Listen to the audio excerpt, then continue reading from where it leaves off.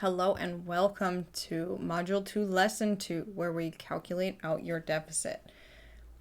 By the time we get here, you should have already found your quantitative goal, which is your weight goal and your time frame, or rather how much weight you'd like to lose in a set time frame. We also need your current scale weight and your maintenance that we found in the previous lesson. So if you do not have your maintenance, please go back and find it. If you need anything, ask questions, please feel free to put them in the Facebook group so me or anyone in there who understands it more can help you. First, we are going to go ahead and break down the recommended ideal weight loss for you, because we don't want to get too ambitious with this. We want to be realistic with what we can attain, because we are going for sustainability here and predictability. The deeper you get into this deficit and the more extreme you make it, the harder it's going to be to keep once you've attained it, as well as actually attain it in the process. Because if the deficit is too deep, we will experience extreme hunger, lack of sleep, higher levels of stress, not to mention binging. It just brings up all kinds of different problems that can make it take a lot longer to achieve your goal than if you would have taken a slower approach. So as an example for that ideal weight loss, I have it highlighted up here in the top corner. We will take your current body weight and we will multiply it times 1%. This works for both kilograms and pounds. That will be your maximum weekly recommended loss. So for this example, I have 200 pounds outlined. And that times 1%, the 200 times 1%, or 0.01, equals 2 pounds per week. If you didn't already know, 1 pound of fat is equivalent to 3,500 calories. So if we take that 2 pounds and multiply it times the 3,500, we will get a max of 7,000 calories of a deficit recommended per week. When you break that down per day, because there's 7 days in a week, you divide it by 7. That's a max of 1,000 a day. I will say that that is a pretty deep deficit. That 1,000 calories per day less. So it can be pretty extreme, and I wouldn't recommend going any lower than that. That is why we want to make sure that we find what that recommended range is for each person. I'd recommend less than that, because like I said, the lower and slower, the slower path is typically what's going to get you there faster. I think the tortoise and the hare, okay? As hard as it is to swallow that pill, it's true. So now that we have kind of what our maximum is for our goal, we are going to go ahead and break it down. With the goal, we've got the number of pounds that we want to attain in a set period of time. For this example, I have 20 pounds in 6 months' time. It's a pretty fair goal, I'd like to say. I really just pulled it out of nowhere.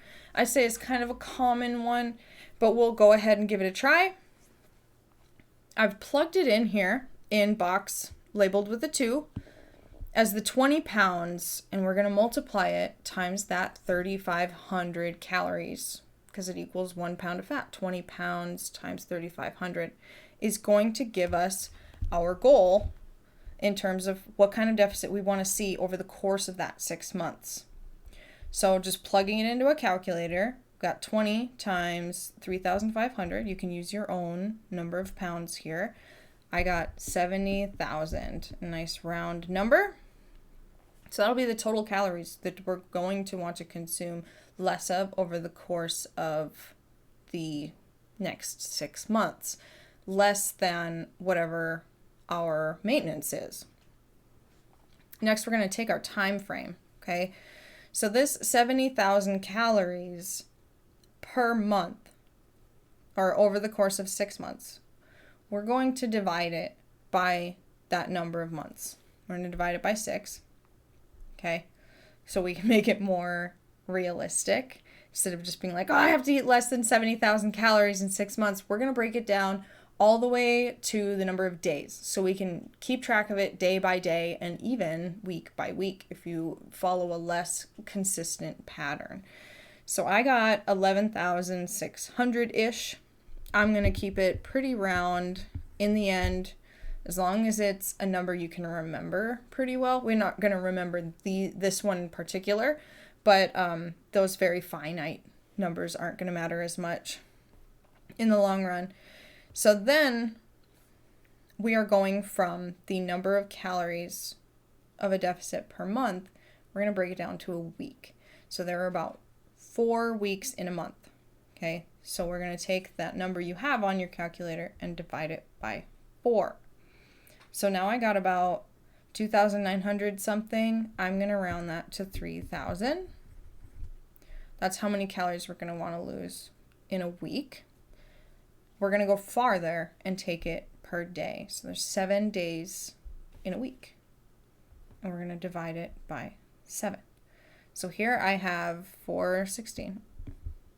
I'm going to round it to 420. We rounded down earlier. We're going to round up this time. So now we have our calories per day less that we'll want to eat. So we'll take our maintenance and say our example is 2,200 for our maintenance. And we're going to subtract that 420 from it. And we'll just, for accuracy, I'm going to make sure that I also punch it in here and give you time to do it as well. I got 1,780. I'm going to round that to 1,800. So that's our big number, or rather 1,800 for rounding. That'll be the number that we're looking to eat in calories each day. And that should get us to our goal in 6 months. There should be 20 pounds down if we follow it accurately. In order to follow it, we're going to get more into that in the next module. However, I'm going to go ahead and push you straight on through to the next lesson so we can take everything and put it all together.